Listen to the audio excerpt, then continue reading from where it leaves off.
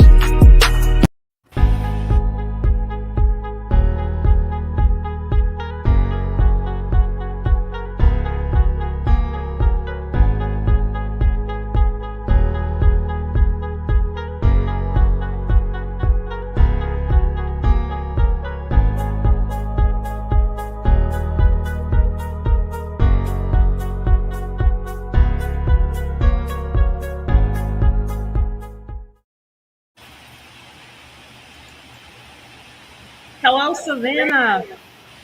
Welcome to another edition of Kandily Kesha. I am so excited to have advocates for our Tide to Town trail system here in Savannah. The Tide to Town urban trail system will be a protected network of walking and bicycling trails connecting all of Savannah and Chatham County from the heart of the city to our marshes and waterways. And tonight, I have a few intrepid advocates who will tell us all about the work they have been doing, tell us what this trail means to Savannah and Savannians, and help us understand how we can get involved. And we're going to start with Denise Grabowski. I always have a mouthful when I say her last name. I think I did a good job. Many people may know Denise from our school board. We're not going to put you on the spot of anything related to the district tonight. We want to talk all things tied to town. And so we are also joined by Mr. Armand Turner with Healthy Savannah and Miss Kayla Brown, who I like to call Taylor because she looks like a tailor, with Bike Savannah. So Denise, take us away. Tell us how you got involved with the Tide to Town, what your role is with the effort, and what do we have up next? All right. Well, thank you so much for having us on the show this evening. It really is a pleasure to be here to talk about Tide to Town. It's something that Armand, Kayla, and I are all very passionate about. And my involvement with Tide to Town goes back before it even had a name, as it does for many of us that are involved with it. So I'm an urban planner by profession. I have a company here in Savannah called Symbiosity. And I have been involved in urban planning in Savannah for over 20 years and have always been an advocate for healthy communities and for walking and biking, not only as a form of enjoyment, but more importantly, as a really important part of our transportation network. And that's what Tide to Town really seeks to be, is an integrated part of our transportation infrastructure.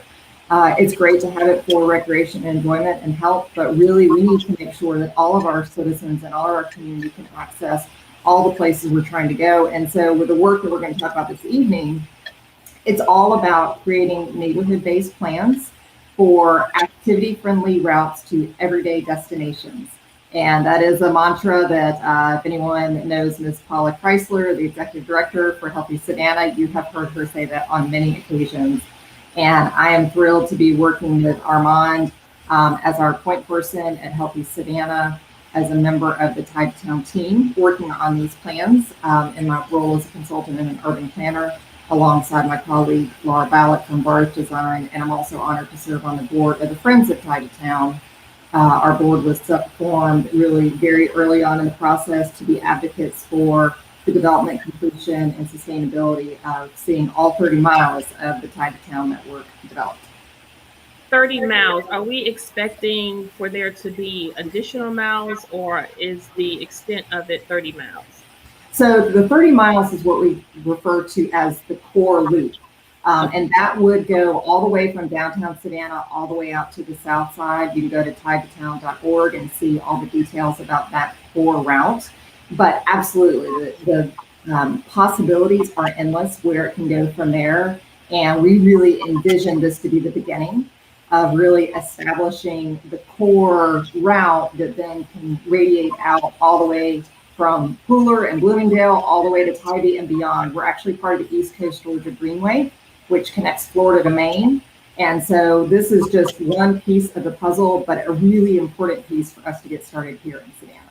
So essentially it's a dual focus in that we have this huge tourism draw, but also our citizens here in Savannah can take advantage of it. And I'm glad you mentioned Paula with Healthy Savannah, and that brings us to Armand to tell us all about the work that you are doing with Healthy Savannah to assure that we have equity and inclusion in this project. And tell us why that's so important and what are some of the engagement activities you have been promoting.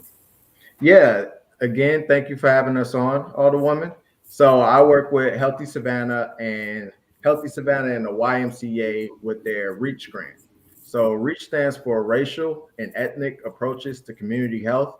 It's a 5-year grant that was awarded to both organizations in a collaboration for 5 years worth $3.4 million. And the whole goal of this grant is to work with the people in the communities and the neighborhoods of Savannah and Chatham County to improve overall health. And we work specifically within our low wealth African American neighborhoods. And so that's really how I got involved with Tide to Town. We saw Tide to Town as achieving our goal of improving physical activity. We want people within our communities and neighborhoods to walk more and to bike more. And Tide to Town really does serve that. But just as importantly, we also realize that a large portion of our population already walks and bikes. And so we want them to continue to do that because we know the health benefits and the mental health benefits, but we want them to be able to do that a lot more safer than what currently exists within their neighborhoods. And so that's what we've been doing. My work with Denise and Laura and Kayla most recently has revolved around community engagement. So working with community leaders and community members, informing them about what Tide to Town is and how it can serve the community, but then partnering with those neighborhoods and communities as well to identify barriers that exist that keep them currently from walking and biking within their neighborhoods. And that's what some of the activity friendly routes to everyday destination plan has been about. So we've been doing these audits within neighborhoods in which we meet up with community members and leaders, and we literally walk with them around their neighborhoods, identifying where those barriers are. And we're trying to figure out how Tide to Town can best serve their community within, from their perspective and from their eyes, and listening to them and seeing what they have to say and how they feel about it, because we do realize how important all of that is. And you mentioned the safety audits. I thought that was pretty cool. It was interesting to see so many different groups out on Saturday.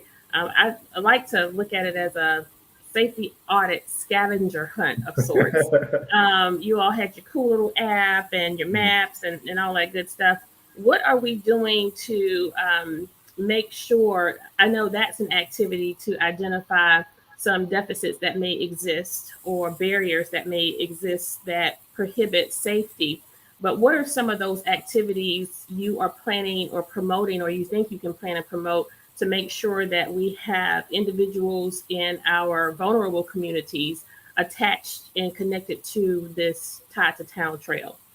Yeah, we're constantly reaching out to different neighborhood associations.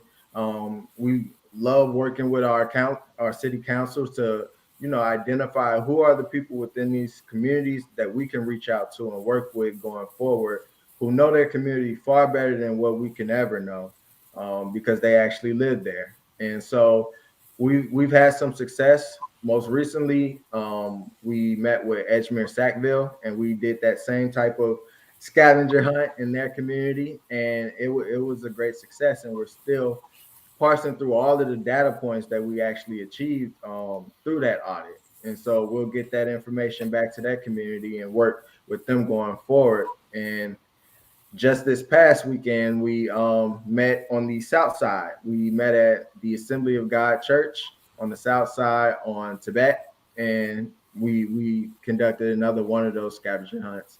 And tomorrow at 6 p.m., we'll be doing another one on the south side at that same church and location.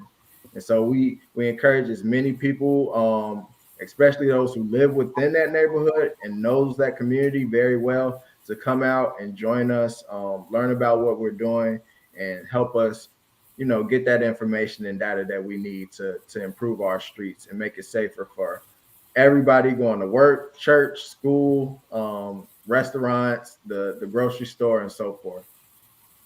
And again, you all will be there at the Southside Assembly of God Church on Tibet Avenue Yes, at at 6 6 p.m. p.m. tomorrow. And anyone in that neighborhood or in Savannah can come and learn more and participate in the safety audit. Yeah. Okay, great. You also mentioned biking, and that brings me to Kayla with Bike Savannah. Kayla, you have been working tirelessly over the years to make sure that we have safe streets and sidewalks for bikers. And this trail, I would imagine, is a dream come true for you. This trail will provide opportunities for biking, walking, as well as skating. Uh, what is some of the work that you have been doing, and what are you looking to give more awareness to with regard to the community? Yeah, and it's exactly that. I got involved with Tide to Town when we first started coming up with all these ideas. We saw where we had bike lanes, where we had sidewalks, where we had planned trails, where we were trying to put trails, and tried to figure out how they could all come together. And I had been working on that on the opposite end, not on the trail side, but on the bike lane and sidewalk side through sidewalk implementation plans, complete streets policies, and bike plans to figure out how can we best use the city's assets and funds to create safer places for people to bike, walk, and roll.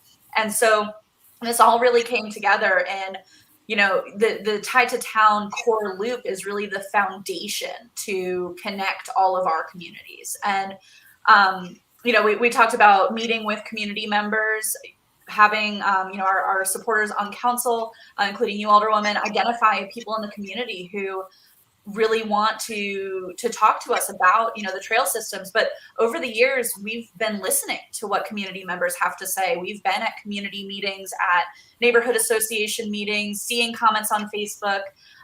Someone has an issue crossing a certain street, and we've been maybe not reaching out directly to say, hey, what do you think we need to do, but elevating that concern and bringing it to the city's attention so we can come up with an action plan to then bring it back to the neighborhood and see what improvements need to be made. And that's a lot of what we were doing here with these neighborhood street safety audits, is taking all that information, all the things that we hear, all the things that we see, and putting them together in a concise concise as we can make it document. I know we on Saturday set a goal of having 1,000 data points, and so it's a lot of information to comb through, but we're getting some really great results. And our hope with this core loop is that 60% of city neighborhoods would be within a quarter mile or a 5-minute walk of this primary loop. And that would really help people, like Armand said, getting to work, to school, to church, to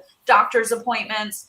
And from Bike Walk Savannah's perspective, I serve as executive director of Bike Walk Savannah, but I'm also chair of the board of Friends of Tide to Town. And I feel like those missions really go hand in hand. We want people to be able to make that choice to make biking and walking and rolling, however they choose to get around, part of their daily lives. But we recognize that there are many residents of Savannah and Chatham County who have no other option, who rely on biking or rely on walking to the bus stop, and rely on public transportation after that to get to where they need to be. And so Tied to Town will ultimately make that easier.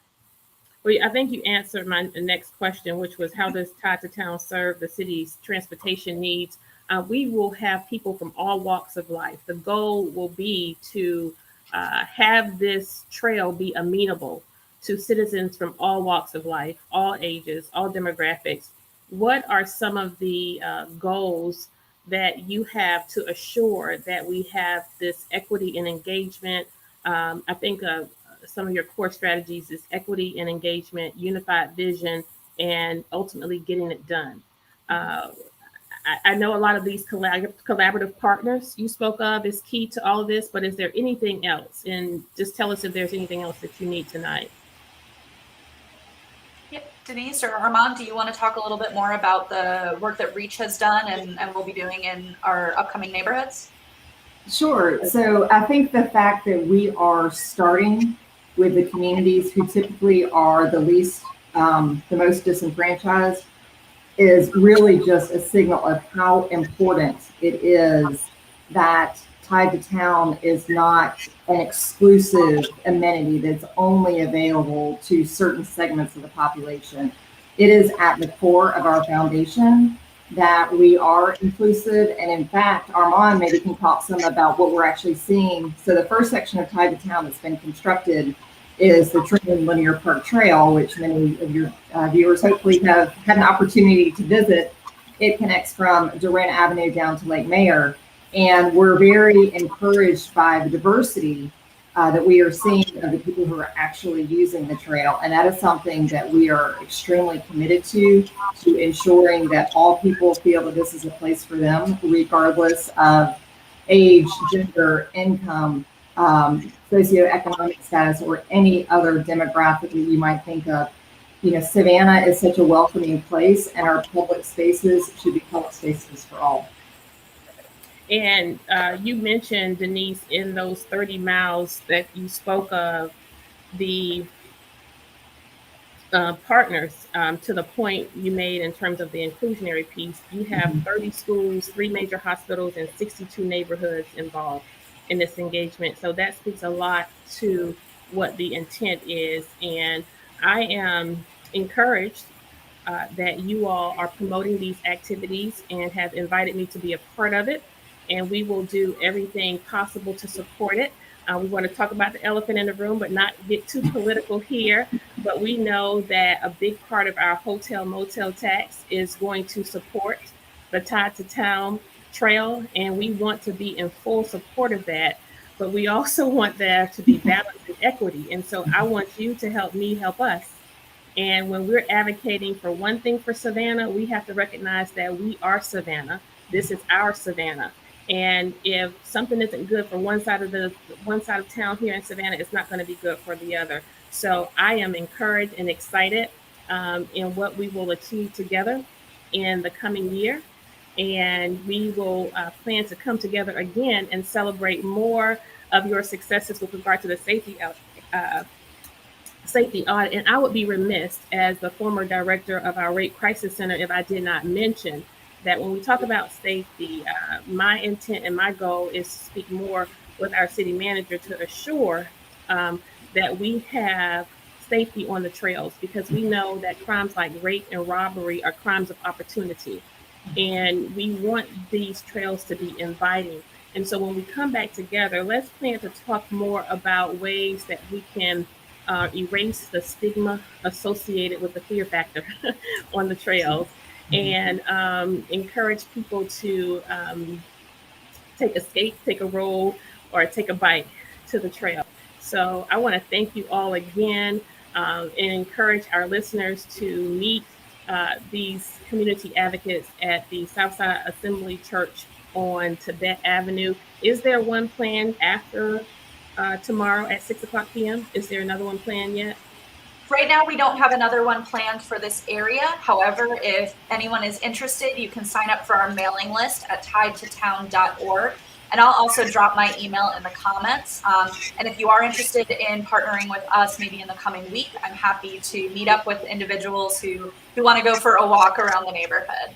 And as far as safety goes, I just want to quickly throw out, we do have police call boxes on the Truman Linear Park Trail, and we are actively working with city staff on better wayfinding signage to help individuals who are navigating the trail get around. So if you're interested in learning more about that, please send us a message, and we're happy to discuss any concerns or elevate some concerns to the appropriate staff members. And one quick thing, what about cameras? We know cameras only capture crime and very rarely serve as a deterrent, but are there cameras on the trail? There are cameras on the light poles as well as the police call boxes. Good deal. See, it's safe, guys. It's safe. It's monitored. It's monitored.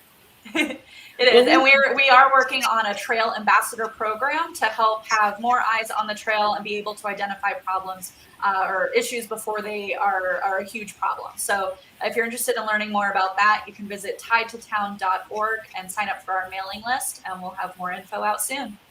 Thank you so much, Kayla. And if you each will take some time and drop a nugget or two in the chat that you think we may not have covered tonight, as well as your contact information. Thank you so much, and we appreciate you joining us. Thank you, Alderwoman. Good night. Night. Okay, I want the audience to stay with me, though, because coming up, we have Solarize Savannah, and we have some intrepid advocates of solarization in Savannah joining us. And we want to have them come on and talk about our 100% clean energy plan. We have joining us tonight, Ms. Jeanette Gayer, who is with Environment Georgia, Hermina Glass-Hill from GIPL, and Mr. Nick Deffley, our very own, from the city of Savannah. Hello, everyone. Hey. Listen. Hi. Tonight, hi. Thank you so much for joining us. Tonight, we are going to talk about all things solar. Well, you're going to talk all things solar because you are the experts. But what we want everyone to know is that I am in full support of our 100% clean energy effort here in Savannah. When we campaigned in 2019, there was a resounding yes for this effort. And what we want to make is, we want to make good on this. We don't want it to just be a part of campaign rhetoric, if you will, and really put some teeth to it. So, Jeanette, I want to just have you give us an overarching theme of what we have by way of Environment Georgia. Hermina, I want to have you start out first and just talk about the effort and what it means to Savannah and how excited you are about us. And then Nick, I want you to tell us how we here in the city of Savannah under the Gold Dome are making sure we are putting the money where our mouths are and how the rubber is meeting the road. Hermina, thank you for nailing me down, tying me down. And it's hard to keep up, Mama. It's hard to keep up, but you got me. Yes, indeed. And we're so thankful and so grateful for the opportunity. As you stated, I work for Georgia Interfaith Power and Light, GIPL. My role is as the Coastal Engagement and Environmental Justice Organizer for the Savannah region, which is from Savannah all the way down to St. Mary. So I have the entire coast. And at Georgia Interfaith Power and Light, we advocate on behalf of the environment, creation, environmental justice, and those aspects that degrade the environment. But we have a moral obligation in terms of the equity and the justice piece in which our sisters and brothers all should have a piece of that pie. So GIPL is, of course, a part of this coalition of environmental advocates with Solarize Savannah. And we engage communities in terms of the religious community. They are a huge asset in many communities throughout Savannah, having the oldest church in the country, First African Baptist Church, along with many other churches there in Savannah. And so in working with this campaign, our part is education and outreach and networking the faith community to this work and to this opportunity. What's more in the line of earth care and creation care than the natural sun? And so that's our piece.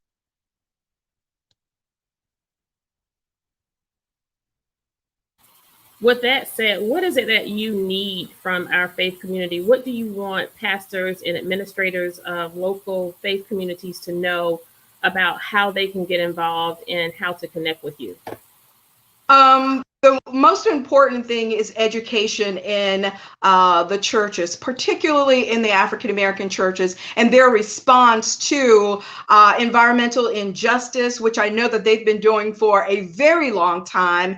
I talked to Dr. Leonard Small a couple of days ago about the weeping time, and in our opinion, as well as his and yours and others, that's an environmental issue. The land is about the environment. But we also want people in Savannah, faith communities in Savannah, to respond to climate change because it impacts us all. And their buildings, facilities, their holy grounds on which they reside use a considerable amount of energy. So it would be opportune for them to take advantage of this opportunity for Solarize Savannah to provide energy for their congregations. And what better example would they be to their parishioners and their congregations, and not only that, to their communities, because many of the faith communities in Savannah have been there for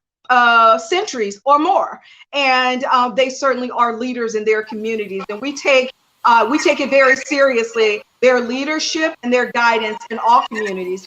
And so education and outreach is an important aspect of what we would like the faith community to be involved in. Sounds good. And we hope they hear you tonight. And at some point, we want you to put your contact information in the chat so Sure. that members of our faith community, as well as parishioners and administrators, will know how to contact you. Mr. Deathley, tell us, sir, before we go to Ms. Gayer, tell us, this whole notion of solarization, I'm a person, it's over my head, I don't understand. This really doesn't mean or make much of a difference to me in my life. I'm just one person. I can't make a difference. What do you say to a person who may be hearing us tonight and feeling the way I just described?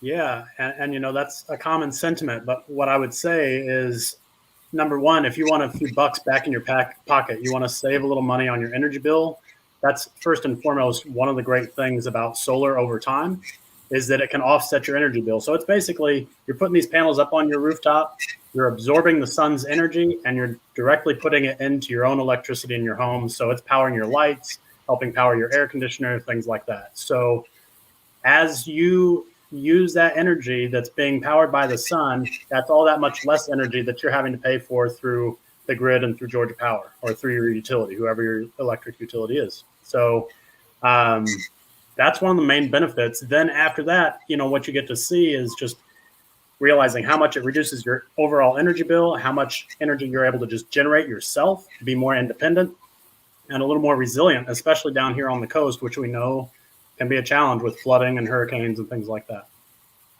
When I think of solarization and I think about how we are presenting it in our culture today and hoping for change and hoping that people will get on board and be a part of this movement, I think about it in three ways: awareness, education, and implementation. What we are doing tonight is a part of the awareness. You all, in your different capacities, work daily to provide the education. A huge part of that education, Ms. Gayer, is the actual cost of this. How accessible it is, how attainable it is, how sustainable it is. Give us a little bit of information on the funding, the financing, the savings of this whole shebang. And then Hermina and Nick, you all can chime in. I don't know why I'm calling her Miss Gayer and y'all by y'all first name. I guess how this works sometimes. I don't know. I got my teacher glasses on tonight. Well, we all do in that case.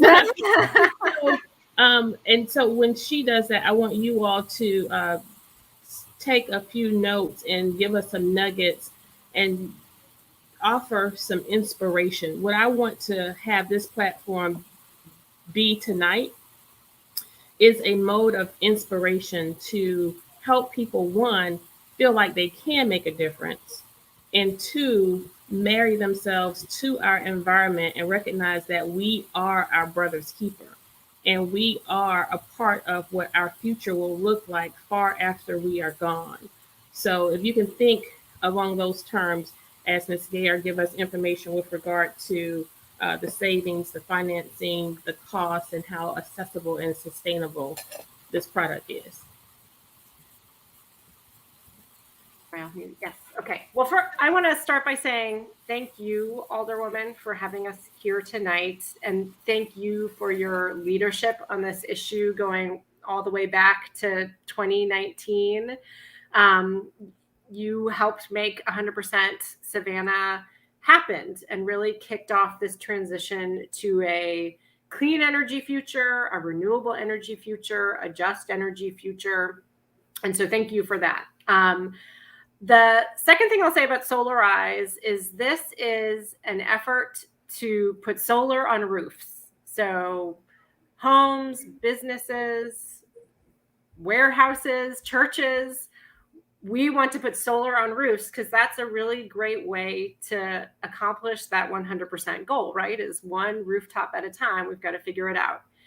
And so that's what Solarize is working to do. And the website is Solarize Savannah, just all spelled out .com. Solarize is kind of a funky word, so I'll type it in the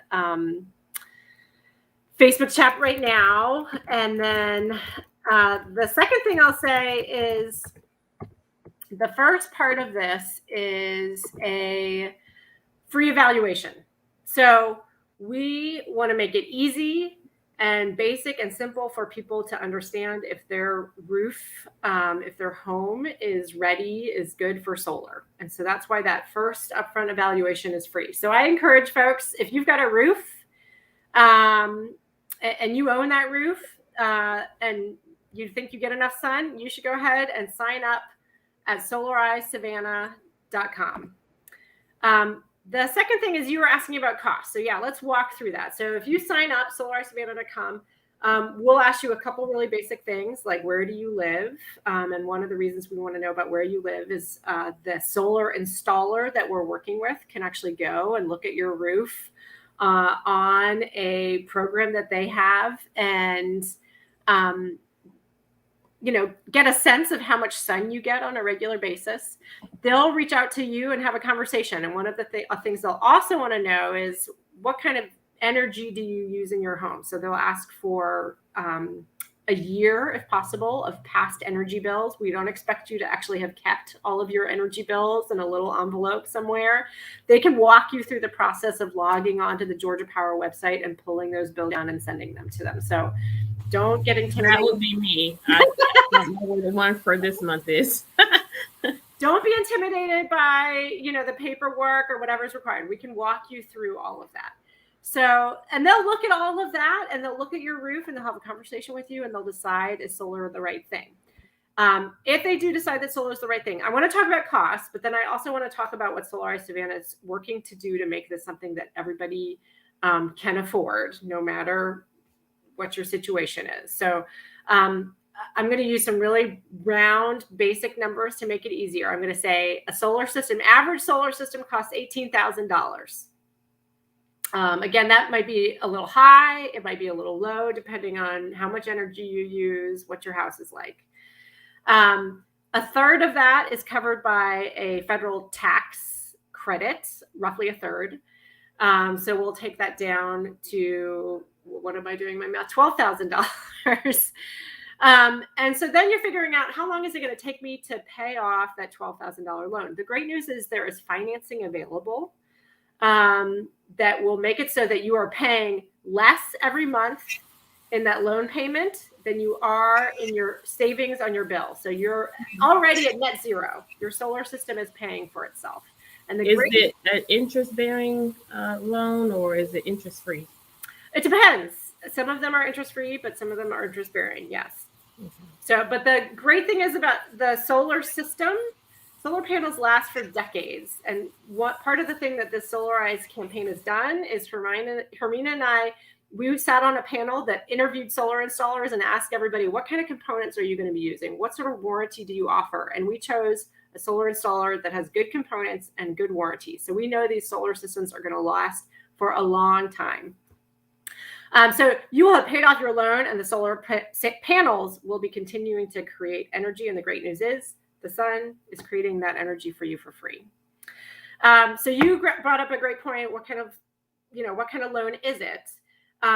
We have a couple of different things that we're working on. One is a loan that obviously requires some sort of credit background and a credit score. But we know that not everybody has access to good credit. Not everybody has access to credit, period. And so we're working with a financer that can work with anyone. It's called the Solar Energy Loan Fund. And they are, eager to help people afford and figure out solar. And so the Solarize campaign has said we want to help 25 people finance their solar array, and we want to pay for, we're just guessing, about half of that solar system. So, we said $12,000. If we are financing half of that, that means that you would be financing $6,000. On top of that, we've said we want to help 20 people pay for their systems outright. So no cost to you if you are qualified for that, by your income or qualified for that, we would pay for the entire system. So I encourage folks not to get worried about the financing, because we are eager to help you figure that out. We are, really excited about one roof at a time, figuring out how do we get to that 100% clean energy goal that Savannah has set for itself. Yeah, I want to just add, from my standpoint, that this Solarize team has been really focused on the equity piece of all of this, and that, thinking about, okay, how do folks at different backgrounds, different amounts of household income, how can they all start? That's what I was going to ask. Yes. Yeah, and so we've given a lot of thought to it. Is it perfect? No. But are we moving in the right direction? Absolutely. Yes, we are. And so I want to point out a few things, too, that we know in Savannah, we have a lot of folks who are living at or below that poverty line, right? And they're struggling day to day for some basic needs. But one of the things the city is working on and talking to the whole Solarize group about as well is, all right, there might be folks today who would love to raise their hand and say, I want solar on my house or my home, but their home just isn't quite ready for it yet. And so how do we get those folks ready? How do we build a pipeline, so to speak, where they might have a roof leak, they might have a foundation issue, some home repair that needs to occur first. And they also might have leaky windows or leaky doors or things like that. So what we want to do is make sure that people can get those minor home repairs done, that they can start weatherizing, tightening up their homes so that they don't have air conditioning just leaking out the side of the house. And then, then we move to solar. Then we start really thinking about, okay, how do we make this really into a long pipeline where all the homes, all the businesses over time are getting tightened up and getting that renewable energy on them. So the city's working on that kind of as we speak, going through the process and trying to build that program out as well. So even if you feel like, oh, my home's not quite ready, hit that sign up list, because then what happens is we get that list. We know, okay, these are all the folks who signed up. May not be right for everybody right now, but we'll have the whole list, and we can reach back out to you as we develop this other program to help find out, okay, do you need a small repair done? Do you need to just weather seal your home first?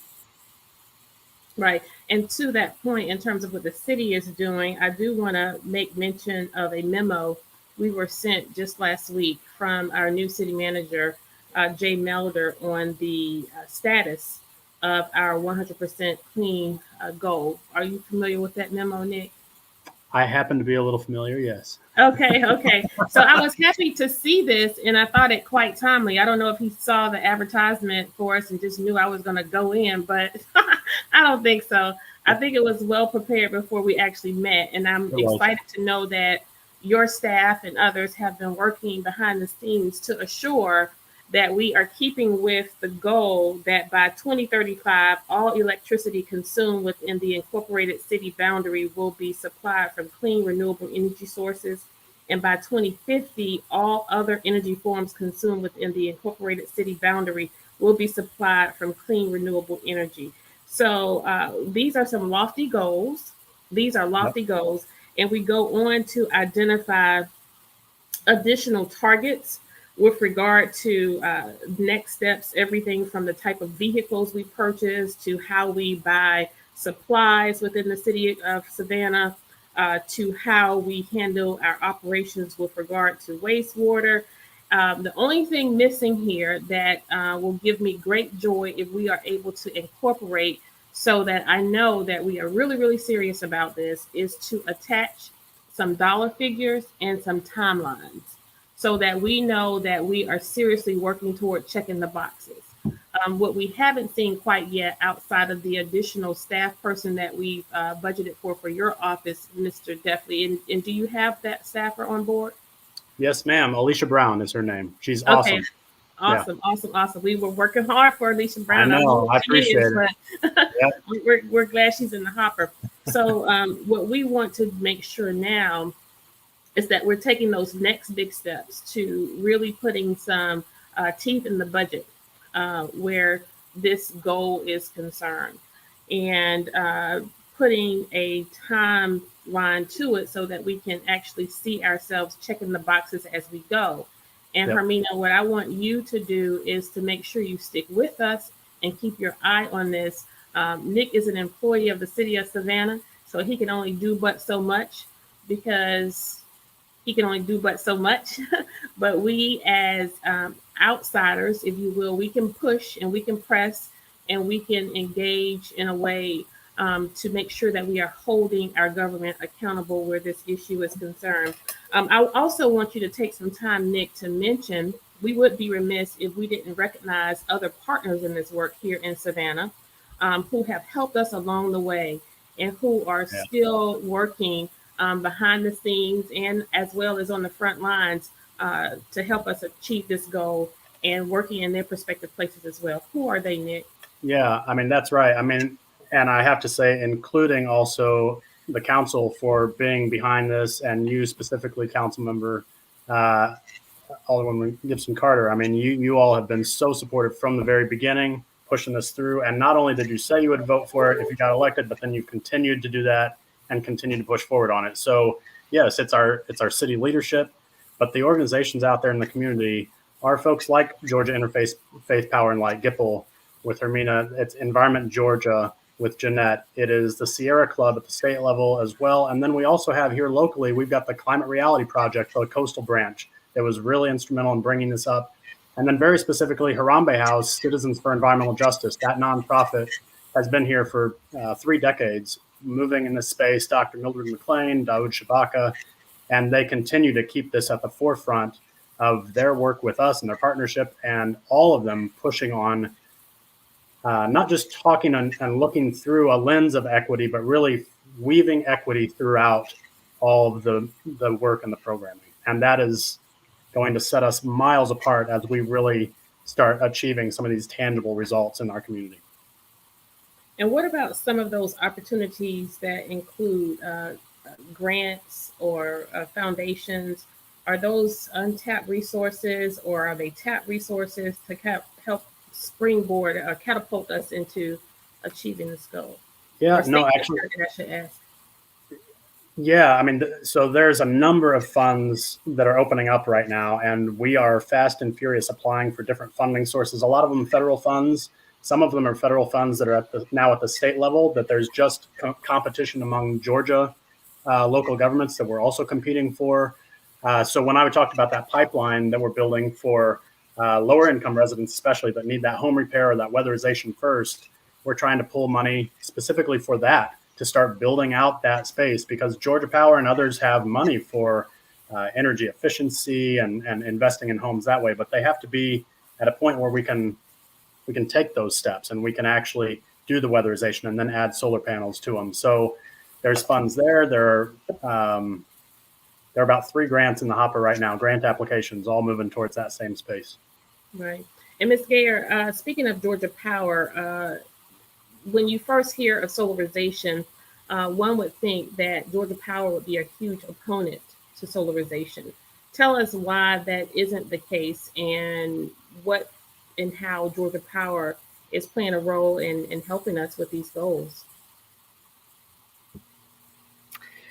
I will say Georgia Power has done some great things, and then I think there's definitely work to be done. So I didn't hear about that part. I just heard the good stuff. It was from a Georgia Power person, so what? I guess okay. I was wondering what Jeanette was going to say. They lied to me. I think Nick could probably talk about some of the good energy efficiency programming that they have going on in Savannah. I think they definitely need to have more energy efficiency programs. So they need to be doing more to help people save energy, use less energy. And there will be an opportunity. I will just say Georgia Interfaith Power and Light does really good work with something called the Public Service Commission. And they'll be doing that next year, working to get the Public Service Commission to do more things like energy efficiency. Mm-hmm. One of the things that we're talking to Georgia Power about right now is something called the solar cap. So Georgia Power launched a program that basically compensated people for the solar that they were creating, that they were selling back to Georgia Power. Unfortunately, that program has hit a cap, and they are no longer enrolling people in that program. And it is not clear whether or not that program will be opened up again or revisited. And so we need Georgia Power to reinstate that program. It's something called monthly netting. So it's, pretty wonky stuff, but makes a big difference when you're figuring out how much is the system going to cost me? How much am I going to get paid back for the extra energy that I create and sell back to the utility? And that they sell, to my neighbor. So we would love to see them increase that program, bring that program back, and, make solar more valuable for people. I think a good show would be to have some Georgia Power folks on with y'all and just let's do it. Get it out. Hermina, our public housing. Tell me, ma'am, what are we doing to work with our residents in public housing or public housing in general? I know we have a lot of work, a lot of work to do here in Savannah in all areas involving our public housing. But when it comes to solarization, with regard to the information and education, how are we approaching our citizens who live in public housing? That's a very good question for those who live in low-income housing, low-income families. We know what the demographics are in terms of household income per capita in Savannah. We know what those households look like. According to Greenleaf Equity Map, low-income families in Atlanta and Savannah are spending a disproportionate share of their household income on electricity, more so than the national average. But the social impact of that is that subsidized solar installs through this campaign will lower energy bills and free up disposable income for low and moderate income families, which is very important to me. And if I can just be really transparent, I've come a long way. I grew up in poverty, was a single parent for some time, and I know what it's like when your energy bills far exceed what your income is. In graduate school, the struggle that I had, this program will consider what those issues are when it comes to low to moderate income families. And that's important because we know that both Atlanta and Savannah historically excluded Black and brown communities from wealth base on housing through discriminatory and racist practice like redlining. Addressing these inequities through intentional increased access to solar can improve the health and the wealth of the city's most marginalized communities. And that's important to me. That's important to me as a person of faith, and it's important to me as a human being, that all people have access to solar. And that's what's so beautiful about the 100% solar, 100% Savannah plan, is that it's for all Savannians to have access to solar. So I would encourage folks to sign up through the link that Jeanette has put in the chat, and ask questions. Continue to ask questions about, what kinds of access can I have, if I make an income of 25,000 or 30,000, compared to other folks in Savannah where the area median income is 156,000. But that's the beauty of this program, that they built into it this low to moderate income process, and I'm very grateful for that.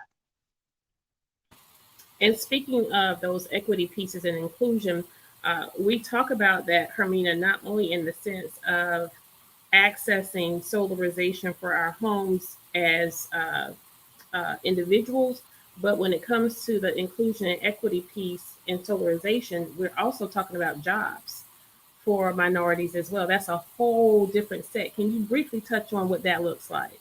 Oh, the amount of green jobs and green infrastructure that is possible for the future. And I know the Harambe House has done a lot of that in their presentations, but the green future for green jobs and green infrastructure is a wide opportunity for many people in terms of jobs and employment in the city of Savannah. Thank you for mentioning that. And Dr. Mildred McLean, one of my mentors and former teachers, she has done an amazing job in this area for a long time, and it's good to kind of see that we're seeing some light here. So we're hopeful that we continue to make the connections. Jeanette, we had a goal for the evaluations and for the people who are listening tonight or who will listen in the future to get that initial information. And I may be getting the goal mixed up with the Tide to Town goal, but was it 179? And was my coffee working? Was 179 was where we were? We're at 179, yes. Oh, I'm good. So listen, tell me, what is our goal? Let's say as we close out this week, what would you like to see? So that's 179 signups. So that's folks who have gone to the SolarizeSavannah.com website and just said, I want this free evaluation. So I would love to get us to twice that much. I'm not going to do the math. It'd be embarrassing for me to try to do that math in my head. We'll round up. We'll say, let's get to 400 people. It's like 370 something. Yes. I couldn't do my ABCs last week. I'm just impressed I logged into this very high-tech event this evening. I'm going to say let's get to 400 signups by the end of our sign-up period. So we've got a while. The sign-up period ends at the end of December. So you have until the very end of 2021 to sign up. But don't wait, because you're going to need to sign a contract very shortly after signing up. So encourage folks to sign up now so that you have some time to think about the contract. If you need that financing, or if you need that buy down, or if you need us to buy the system for you, we're also going to need some time to work through that process. So sign up now, SolarizeSavannah.com. And yeah, we'd like to get to 400 signups. And then we assume if we have 400 signups, not everyone is going to be right for solar. Your house is too shady, et cetera, et cetera. And so we assume that we'll get to about 40 homes will actually put solar on the roofs. Okay, and Jeanette, I want to clarify. So we have a goal for the evaluations, and that's just to pick up the phone or go online, make the call, log on, and just say, I want an evaluation of my home. We have a goal for those numbers. It doesn't cost anything. Correct. It's pretty easy. Nick, you sort of describe what that would look like when a person calls for an evaluation. What does that process look like? Yeah, so I actually went through the process. So I got online, I clicked the button, put in a little bit of my information. They do ask for one of your Georgia Power bills. So if you can't get that, no problem. I think you can submit either way, and then they will call you back and kind of walk you through how to get those monthly statements. But they need to see how much energy you're using, and then once they get all that, you probably won't hear from them for a couple days. They'll be looking at your roof from aerial satellite imagery. They'll be assessing everything, and they'll try and size a system that works based on how much energy you use and the kind of space you have that's not shaded all the time. And so then they'll send that proposal to you. I got mine by email, and then you can call them up, talk to them, ask any questions, and kind of get everything clear before you kind of move to a next step. Okay. Thank you so much. And that is free. It's free. And that's all free. And we've been averaging, it looks like about 10% of the people who actually go through with the evaluation actually end up with a system. So, and I want to say, I don't want to be duplicitous in my rhetoric. So we are going to follow suit and go through the evaluation process as well and see how we can certainly put our lip service into action. So I ask you all to be thinking about some inspirational words or something inspirational you can leave us with and share tonight. If there's nothing else, I dot all the I's and cross all the T's. You guys gave me strict marching orders, so I hope I didn't go too far off the grid. So as we close, I want each of you to just give us some words to inspire folks who are listening tonight, and in terms of helping them understand how important this work is, as well as the role they play in these goals. And whoever can go first. I like to say that everybody can do something, whether it's just the education piece or the implementation piece. There's something for everybody to do. And if we all are on board with opportunities to mitigate and adapt to climate change and bring down our carbon footprint in any way possible, please understand that no small thing is not enough. Just the smallest things contributes to bringing down our carbon footprint. And the average person can do that. Thank you.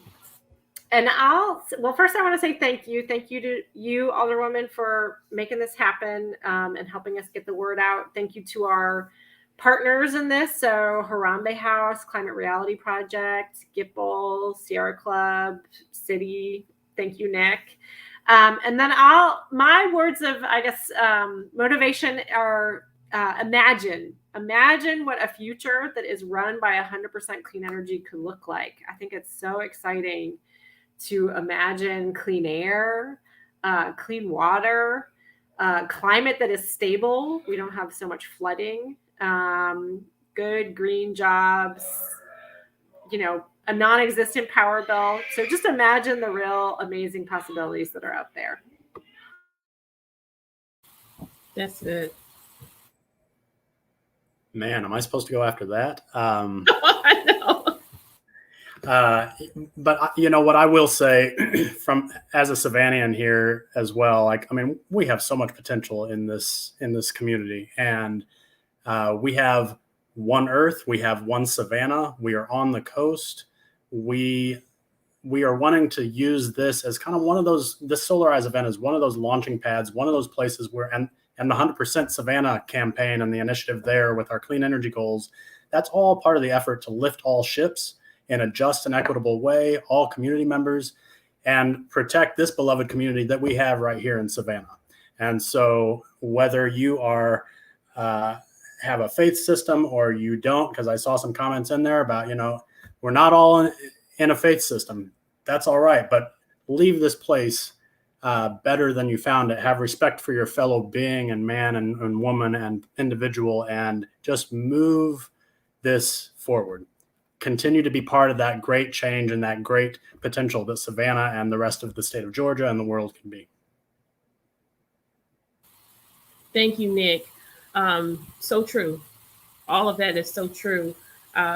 What I think about when I hear you, I recognize that a lot of where we are today with energy, whether it be energy efficiency, consumption, or the ability to afford energy. COVID has exposed so much of how we live in a very real way. The fact of the matter is, people have been experiencing COVID like implications in their lives far before the pandemic. And so when we look at the solarization of homes and we match what we are seeing by way of individuals being put out of their homes through evictions and foreclosures, when we witness individuals not being able to pay their utility bills, and then when we look at the CARES Act funding and we look at the American Relief Fund, and we see the millions upon millions of dollars dedicated and earmarked for utility bills, when those resources quite possibly could have been utilized to help people start businesses, increase our educational opportunities, increase people's access to healthcare. I consistently ascribe to the adage, if we always do what we always do, we're going to always get what we always get. And so for far too long, we haven't really received anything because we keep doing the same thing over and over again.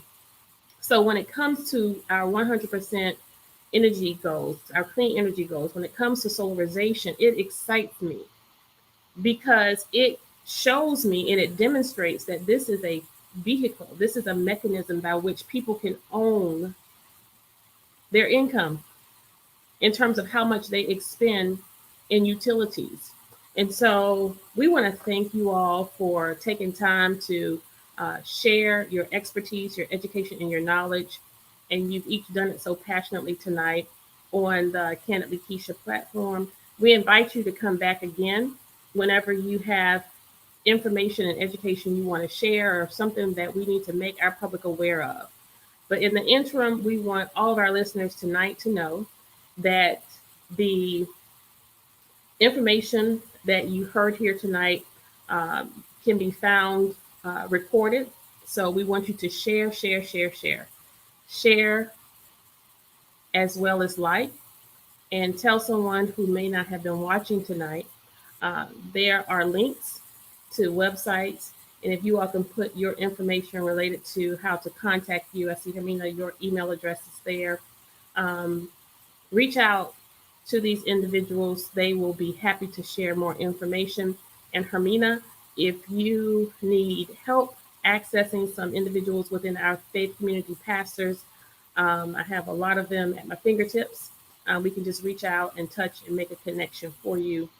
Nick, I'm excited to have you on Team Savannah and am committed to helping to advocate for any and everything it is that your office needs to help us achieve these goals. I want to say thank you to all the partners, to all of our advocacy groups.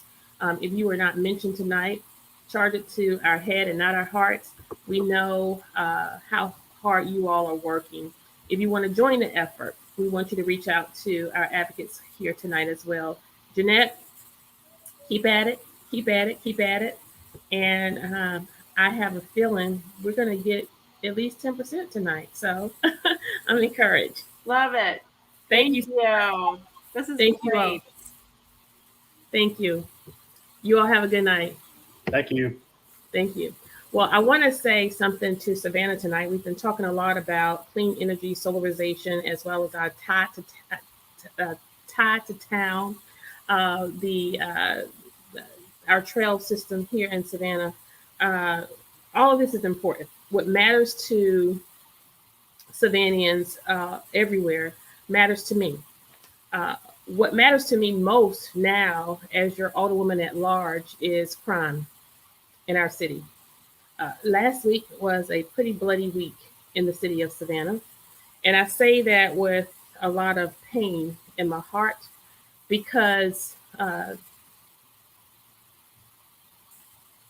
two families have lost teenagers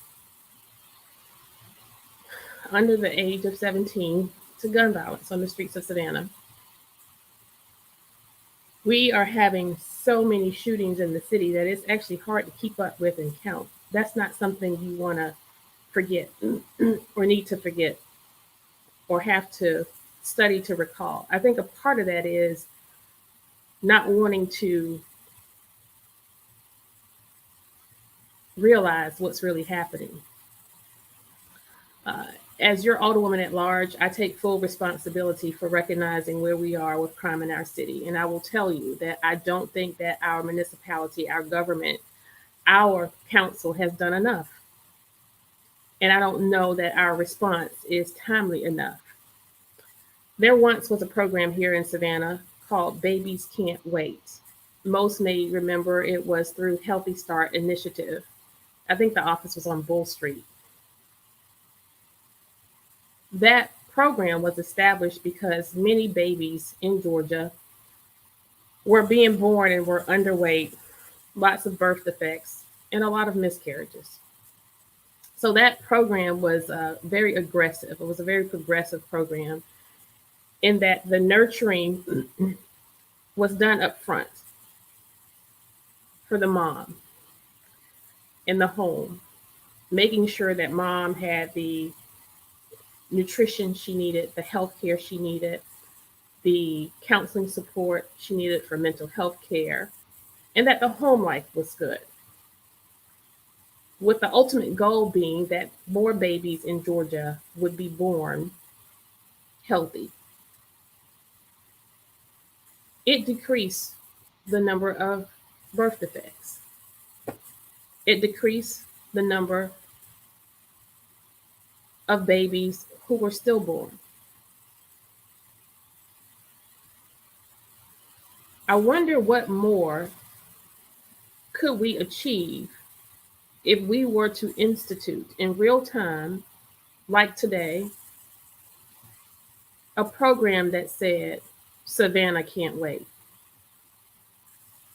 Citizens, I submit to you, as your alderwoman at large, I am just one vote and one voice. I have allowed my voice to be heard multiple times. In fact, the very first council meeting, maybe the second one. We were in office for 1 month. And in that 1 month period, we had eclipsed the number of homicides at that time as we had in the previous year.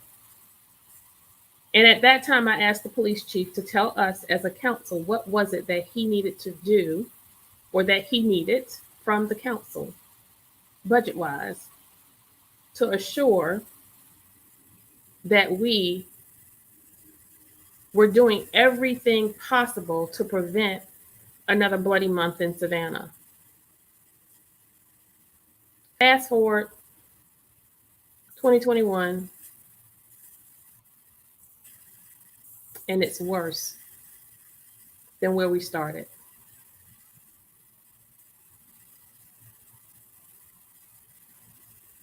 I'm one vote and one voice. Faith community, civic and social organizations, sororities and fraternities.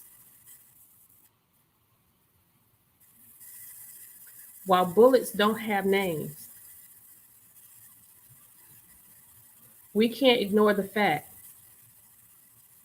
that the one demographic who's most and probably nearly 99% plagued by this epidemic, somebody need to tell somebody that there's more than one pandemic going on. We have an epidemic in Savannah, and it's a war on Black men and boys. And if we continue to be and act desensitized when we learn that a 14-year-old boy, a 17-year-old boy, somebody's child, somebody's baby,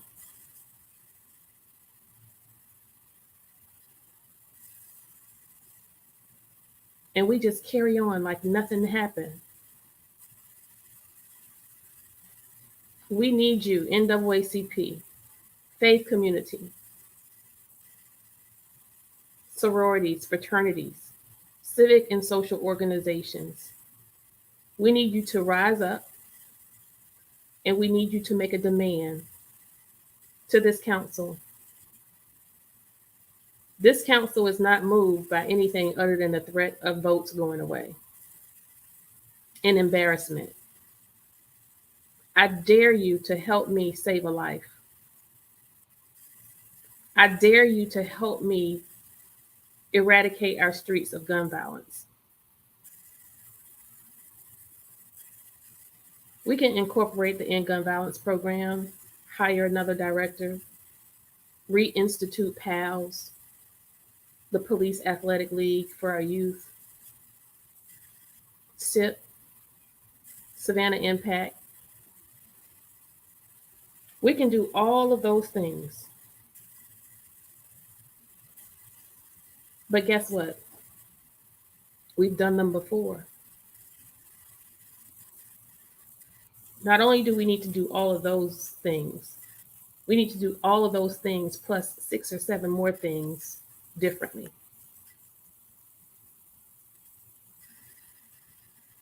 Hurting people cannot help people. We have a hurting police department, for starters. Let's just start there and be honest. And we have an administration as a whole whose leader has been deficient in his response to this epidemic in our city. I don't care what's going on nationwide. I care about what's going on in Savannah.